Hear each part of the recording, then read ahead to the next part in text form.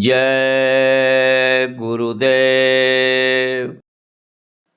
स्वामी हमें न बिसारिए, चाहे लाख लोग मिल जाएं, हम साया आपको बहुत हैं, आप सा हमको नाय।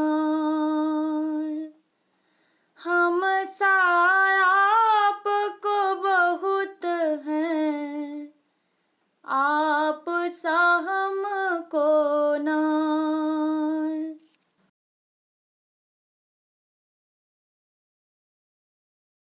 दर्शन हमें गुरुवर दिखा दोगे तो क्या होगा।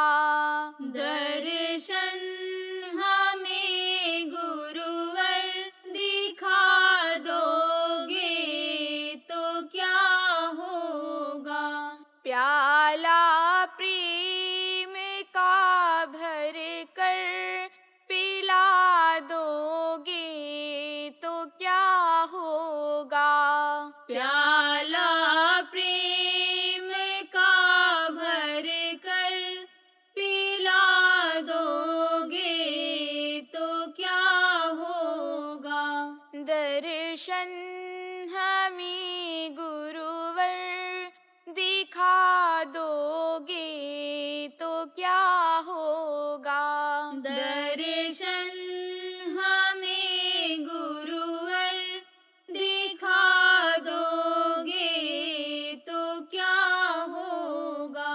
तुम्हारे नाम पर हमने मिटाया नाम अपना है। तुम्हारे नाम पर हमने मिटाया नाम अपना है।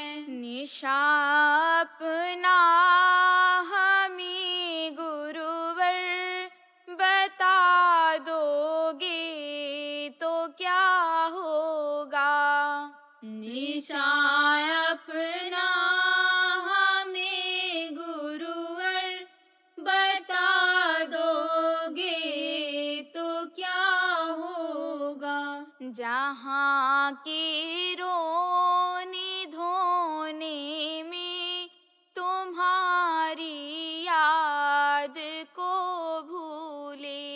जहाँ के रोने धोने में तुम्हारी याद को भूले। कृपा करना अनहद फिर सुना दोगे तो क्या होगा। कृपा करना अनहद फिर सुना दोगे तो क्या होगा।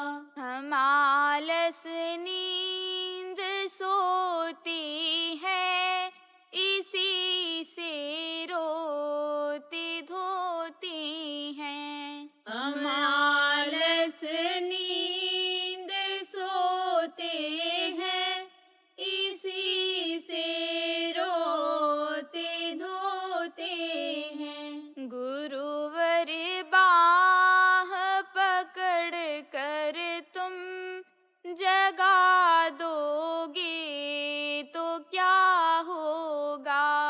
गुरुवर बाह पकड़ कर तुम जगा दोगे तो क्या होगा। ये मन पापी वृथा जंजाल रच कर फसा बैठा। ये मन पापी वृथा जंजाल रच कर फसा बैठा। दया करके इसे उससे छुड़ा दोगे तो क्या हो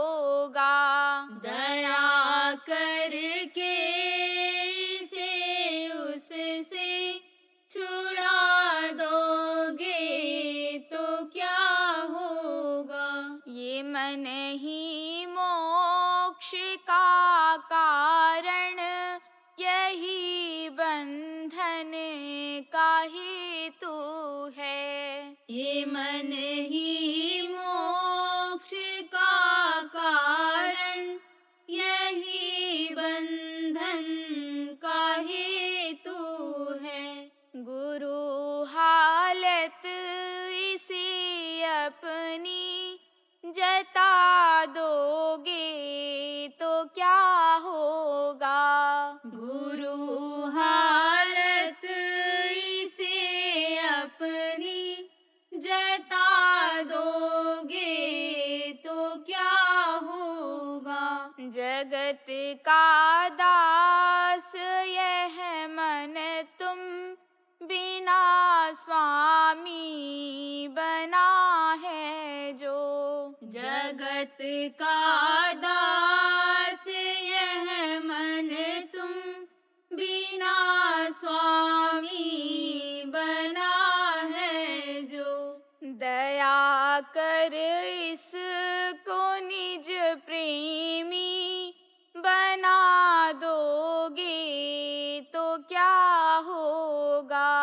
दया कर इसको निज प्रेमी बना दोगे तो क्या होगा। दर्शन हमें गुरुवर दिखा दोगे तो क्या होगा। दर्शन हमें गुरुवर दिखा दोगे तो क्या होगा। जय गुरुदेव, जय गुरुदेव।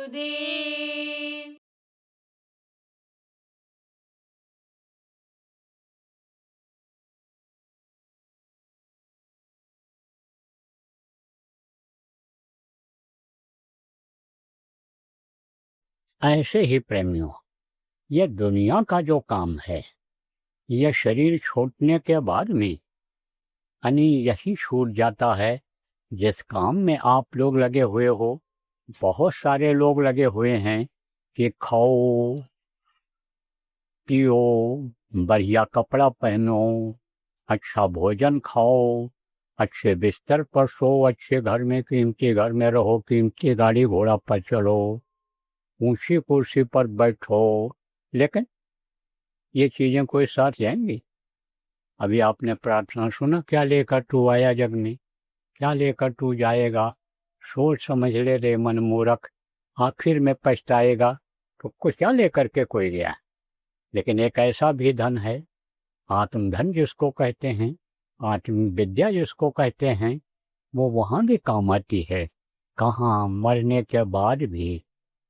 जैसे चाइना है, चीन जिसको कहते हो, चीन की भाषा अलग है, क्योंकि वहाँ और कोई भाषा पनपने नहीं दे रहे हैं वो लोग। अब चीनी कोई जानता हो तो न हिंदी समझ सकता, न अंग्रेजी समझ सकता है, और ना और कोई भाषा समझ सकता है। ये अंग्रेजी भाषा है, जैसे हिंदी भाषा है। हिंदी भाषी लोग विदेशों में भी मिल जाते हैं। मैं तो कई देशों में गया और वहाँ हमारी बात समझने वाले मिले, बोलने वाले भी मिले। ऐसे अंग्रेजी बोलने वाले भी बहुत जगह पर हैं। तो ये जो भाषा और ये चीज़ें हैं, ये समझो कि सब यहीं रह जाने वाली हैं। लेकिन ये विद्या जहाँ से उतरी है, वो अगर विद्या मिल जाए, वो सरस्वती जिनको कहा गया कि अरिष्ट हो जाएं वो, यानी वो अगर सिर पर सवार हो जाएं तो वो जो है मुँह को होए बाचाल पंगु चढ़ें गिरवर गहन, मुँह को वो पुंगा को वो बुलवा देती हैं। तो वो विद्या काम आती है, वहाँ भी काम आती, मरने के बाद भी। जो धन तुझको दिया गुरु ने, उससे कर कुछ काम। सो नामदानी आप लोग बैठे हो, ये जो नाम रूपी धन आपको बख्श दिया गया, मिला हमको, आपको गुरु महाराज ने दिया प्रेमियों, इससे अगर कुछ काम करने लग जाओ तो ये धन वहाँ भी काम आएगा। तो जब महापुरुष आते हैं इस धरती पर, तो जो वादा करते हैं माँ के पेट में कि प्रभु हमको बना करके तैयार करो, जल्दी से तैयार कर दो, यहाँ हमको बड़ी तकलीफ है, हमारे सामने बदबू बहुत है, नाकों के सामने मुंह में भरा हुआ है वो, उल्टे हम टंगे हुए हैं। माँ के पेट की गर्मी हमको बराबर गर्म कर रही है, तपा रही है। इससे आप छुटकारा दिला दो। और हम आपसे ये वादा करते हैं कि हम बाहर निकलने के बाद होश संभालते ही सदगुरु की तलाश करेंगे, संत की तलाश करेंगे। वक्त के गुरु जो मौजूद हैं धरती पर, उनके पास जाएंगे और उनसे आपका नाम पूछ करके नाम की कमाई करेंगे और आपको उस नाम से पुकारेंगे। आप जब देखोगे, दया करोगे, बुलाओगे, आपके चरणों में आप आकर लिपट जाएंगे। अब ऐसा कोई काम नहीं करेंगे कि जिससे माँ के पेट रूपी नरक में आना पड़े। ऐसा कोई काम नहीं करेंगे कि माँ के पेट रूपी काल कोठरी में हमको फिर 9 महीने के लिए बंद होना पड़े। तो वो वादा अपना निभाते हैं, वक्त के गुरु के पास जाते हैं, पता लगा लेते हैं। भटकते भी बहुत हैं, और भटकने के बाद कल आपको सुनाया था, कल त्रयोदशी का गुरु महाराज को याद करने का दिन था, त्रयोदशी का मासिक भंडारा था।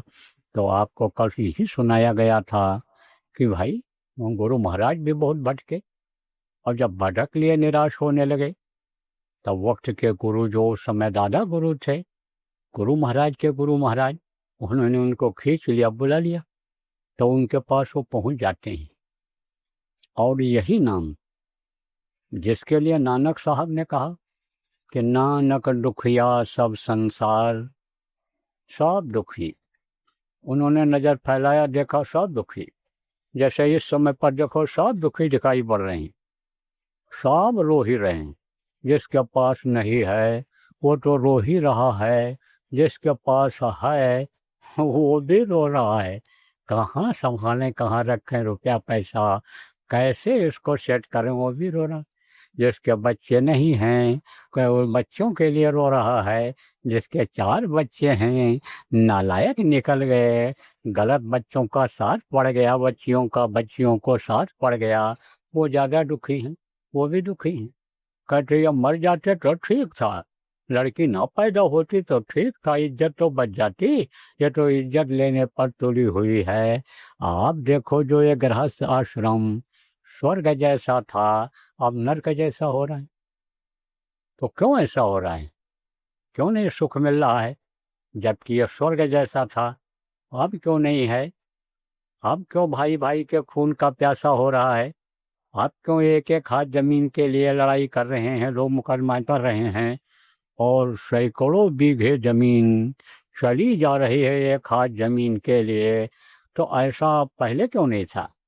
पहले इसलिए नहीं था कि सुखी वही जो नाम आधारा, जो नाम का सहारा ले लेता है, नाम को पकड़ लेता है, वो वही सुखी रहता है।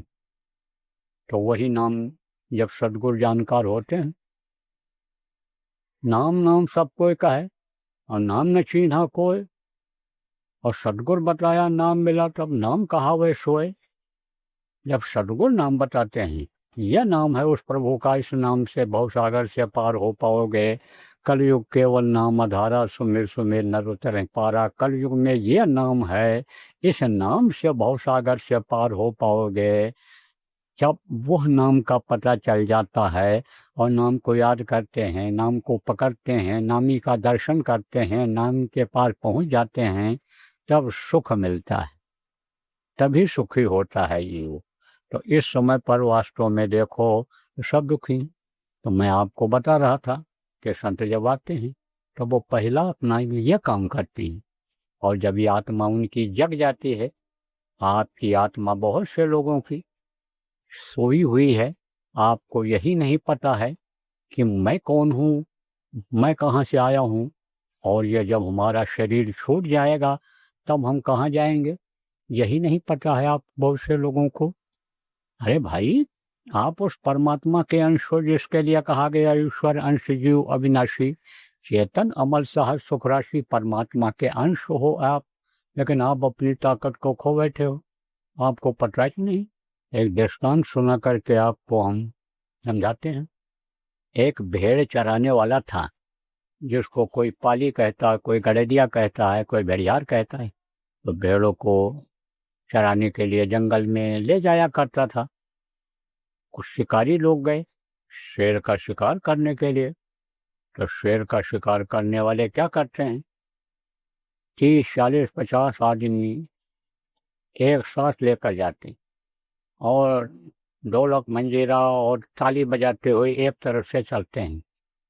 तो शेर जब देखता है बहुत आदमी आ रहे हैं तो भागता है जान बचाने के लिए। शेर इतना ताकतवर होता है, लेकिन आदमी को देख करके वो भी डरता है कि कहीं हमारे ऊपर हमला न कर दें, क्योंकि आदमी के अंदर ही एक ऐसी चीज़ होती है जो बुद्धि होती है, अकल होती है। बाकी इन जानवरों में अकल बुद्धि नहीं होती है, इनको सिखाना पड़ता है। इनकी बनावट अलग है, शरीर की मनुष्य की बनावट अलग है। इनमें तत्वों की कमी है। मनुष्य में पूरे 5 तत्व जल, पृथ्वी, अग्नि, वायु और आकाश हैं। तो शेर हमला भी जब करता है आदमी के ऊपर, तो पहले तो आंखों में ऐसे देखता रहता है, और आंखों में आंखें डालकर अगर शेर को देखते रहो हमला नहीं करेगा। जब पलक झपकी है तैसे मारता है एकदम बिल्कुल तेजी से, गोली क्या निकले जितनी तेजी से हमला करता है अपने शिकार के ऊपर शेर। लेकिन मारने के बाद तुरंत नहीं खाता है, देखता रहता है कि उठ तो नहीं रहा है, उठ करके फिर से हमला कर दे। और देखने के बाद फिर जाता है, फिर पकड़ता है और खींच के ले जाता, फिर डाल देता है। जब देख लिया कि बिल्कुल ढेर हो गया, तब वो खाना शुरू करता है। अब आपको समझने की जरूरत है प्रेमियों कि शेर डरता है आदमी से, इसलिए कि कहीं हमला न कर दें, क्योंकि पैतरे बहुत होते हैं। दिमाग ही पैतरे बदल करके, और दिमागशी जो है वो मार देता है, मरवा देता है। बाली और सुग्रीव जो भाई थे तो कहते हैं कि अत्याचारी का अंत होता है।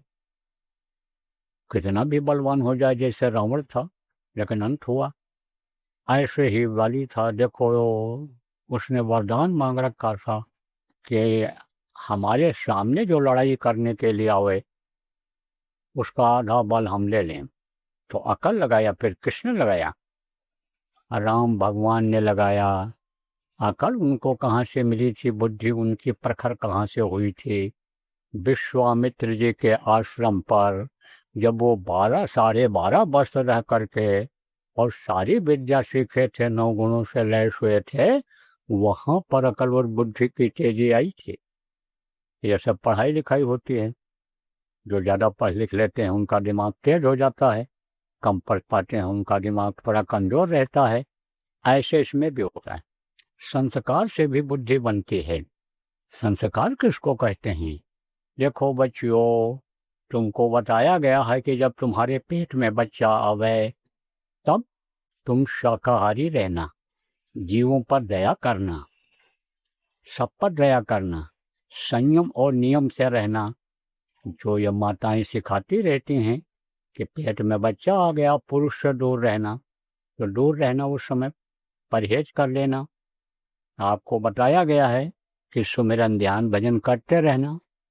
तो जो माताएं धार्मिक होती हैं, पूजा पाठ करती रहती हैं, सुमिरन ध्यान भजन करती रहती हैं, उस समय जो पेट में बच्चा बनता पलता है वो बुद्धिमान होता है।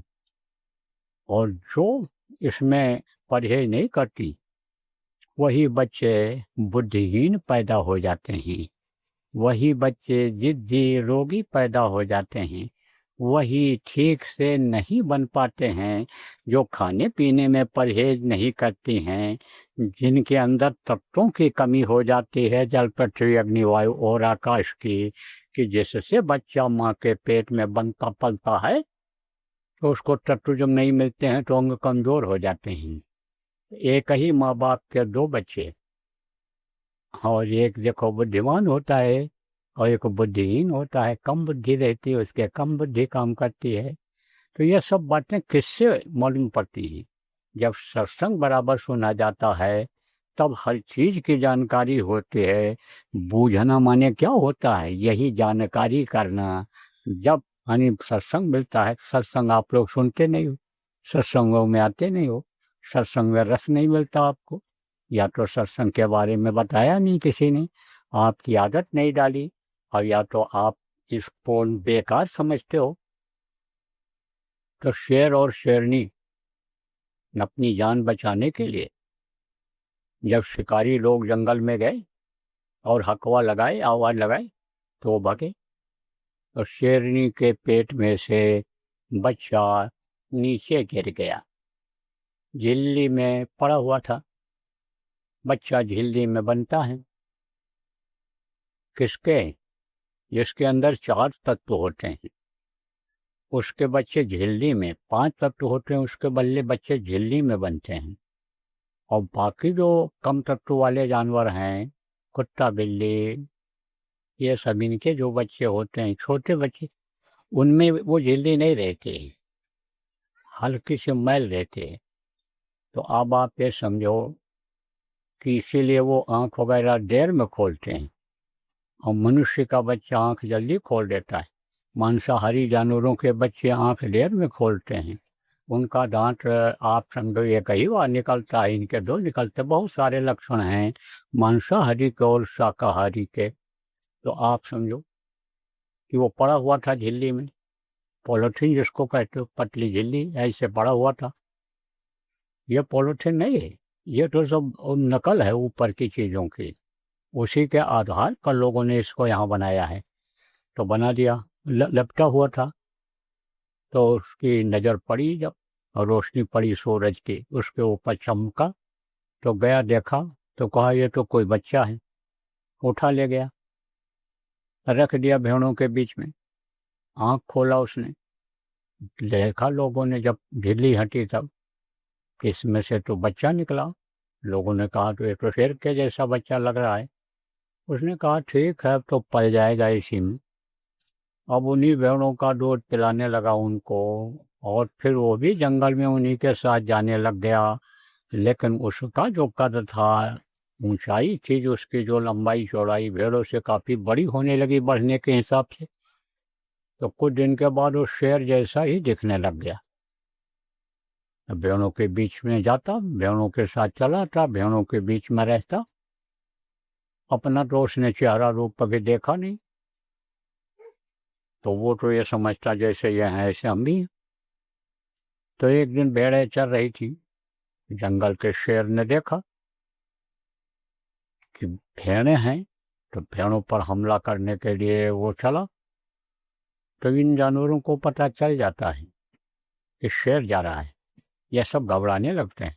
बंदर एक डाल से दूसरे डाल पर कूदने लगते हैं, पक्षियाँ चहचहाने लगती हैं, और नीचे जो जमीन पर चलने वाले जानवर होते हैं वो भी जान बचाने के लिए भागते हैं। तो भेड़ों को पता चल गया, भेड़ें भागी। उसको भी पता चल गया कि शेर आ रहा है। लेकिन जब जंगल के शेर ने जब देखा कि शेर भेड़ों के बीच में भगा चला जा रहा, तब उसकी भूख तो वहीं पर रुक गई, और दौड़ करके गया, पकड़ा इसको और कहा तू तू कहाँ जा रहा है? तू इनके बीच में कहाँ जा रहा है? तू तो मेरा अंश है, तेरे अंदर मेरा खून है, तू कहाँ जा रहा है इनके बीच में? तो जब इसके चेहरे को देखा भेड़ों के बीच में रहने वाले शेर ने, कहा ना भाई, आपका चेहरा डरावना लग रहा है और आपके जैसा मैं नहीं हूँ। तब पकड़ा उसको, कहा चल मेरे साथ, मैं तो इसको दिखाता हूँ। ले गया, नदी के किनारे खड़ा कर दिया, जिसमें पानी बह रही थी, उसे किनारे गया, खड़ा कर दिया। तो बीच में जो धारा होती है वो थोड़ा तेज बहती है, किनारे का पानी धीरे धीरे बहता है, तो उसमें अपना चेहरा दिख जाता है। तो शेर ने कहा देख, ये तू है या मैं हूँ? देख मेरे जैसा तू है कि नहीं है? उसने देखा तो कहा हाँ है तो आप जैसे। तो बोले अब मैं चिघाड़ता हूँ, आवाज लगाता हूँ, और तू भी इसी तरह बोलने की कोशिश कर। तो चिघाड़ा, तो ये भी बोला, कहा सुना तेरे मेरी ही जैसी आवाज़ तेरी भी है। खुल गई तेरी आवाज़ 2-3 बार बोलने से। तेरे अंदर मेरा खून, तू मेरा ही जैसा है। ऐसे ही अब परमात्मा की अंश जीवात्मा जो इस शरीर को चलाती है, जो माँ के पेट में 5 महीना 10 दिन का जब हो जाता है बच्चा, तब डाल दी जाती है। इसमें भी यही ताकत है, यही शक्ति है। ये इसमें तो ऐसी शक्ति है कि यह देवलोक बना सकती है। ये जो 33 करोड़ दुर्गादश करोड़ शंभू बनाए गए, ये जो आपके ब्रह्मा विष्णु महेश बनाए गए, इनकी शक्ति इसमें भरी हुई है। ये इससे भी परे की शक्ति ब्रह्मलोक की शक्ति भरी है। वहाँ तक अगर ये जीवात्मा पहुँच जाए तो वो शक्ति जब आ जाती है तो इनकी रचना कर सकती है, इनका विस्तार कर सकती है, इसी तरह से बना सकती है। लेकिन उस चीज़ को हम आप भूले हुए हैं। उसके ऊपर पर्दा लगा हुआ है। किस चीज़ का पर्दा लगा हुआ है? कर्मों का पर्दा लगा हुआ है। तो जैसे सूरज के सामने बादल आ जाते हैं तो सूरज छिप जाता है, उसकी रोशनी खत्म हो जाती है, उसकी गर्मी खत्म हो जाती है। इसी तरह से ये कर्मों के बादल आ जाते हैं। अब आप कहोगे कौन से कर्म?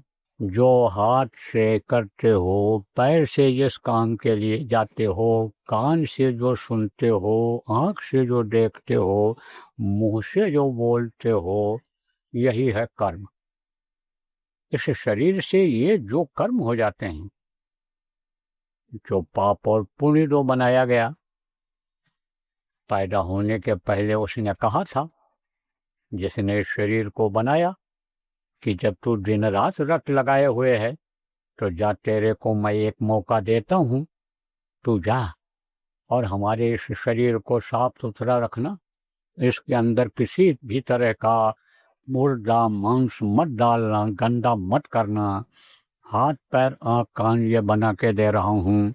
ये देव दुर्लभ शरीर है, देवता इसके लिए मांगते रहते हैं कि नर समान नहीं कौनो देही, जीव चराचर जाचत यहीं। तो ये शरीर तुझको बना के देता हूँ, आज़ाद कर देता हूँ तुझको। इससे तू चाहे अच्छा करना या बुरा करना, तुझको आज़ादी रहेगी। तुरंत का तुरंत फल तुमको अच्छे और बुरे का दोनों को नहीं मिलेगा। लेकिन मैंने ही ये विधान बना दिया है कि एक दिन जब तुम्हारा शरीर छूटेगा तो कर्मों का तुमको फल मिलेगा। तो कर्मों का फल मिलता है। अब अच्छे और बुरे की जानकारी कैसे होती है? सत्संग से ही होती है। जिसको पूरी जानकारी होती है, जिनको संत कहते, सद्गुरु कहते हैं, उनसे होती है। तो जब वहाँ पर जीव जाता है, समझता है, तब यह कर्मों के बादल हटते हैं। तो कर्मों के बादल आ गए हैं, जैसे दिखाई नहीं पड़ता है। वही पर्दा अगर हट जाए तो अंदर में एक आँख है जीवात्मा में, वो खुल जाए, अब भी उससे ऊपरी लोगों की चीज़ें दिखाई पड़ने लग जाएं, आवाज़ सुनाई पड़ने लग जाए, इसको अनहद वेदवाणी कहते हैं। और जब वो मिल जाएगा शब्द, तो वही शब्द खींच करके ले जाएगा। तो जैसे लोहा को चुंबक खींच लेता है अपनी तरफ, कैसे चुंबक सार को खींच लेता है अपनी, जैसे चुंबक सार को खींच के ले मिलाए, ऐसे अन्य शब्द खींच के आप से दे मिलाए। आप माने वो परमात्मा बताया गया, जिसको लोगों ने पति कहा, परमेश्वर कहा, तरह तरह के नाम से पुकारा, वो खींच ले जाता है, मिला देता है। तो जैसे बर्फ़ के ऊपर हाथ रख दो तो बर्फ़ ठंडा हो जाता है, उसकी तासीर शरीर में आ जाती है। आग के पास हाथ ले जाओ तो उसकी गर्मी आ जाती है, ऐसे उसका पावर आ जाता है, शक्ति आ जाती है। तो इसको जब महापुरुष होते हैं जो इस काम के लिए भेजे जाते हैं, लोगों को याद दिलाते हैं, लोगों को बताते हैं, समझाते हैं। जीव जो उस प्रभु को भूल गया, अपने घर को भूल गया,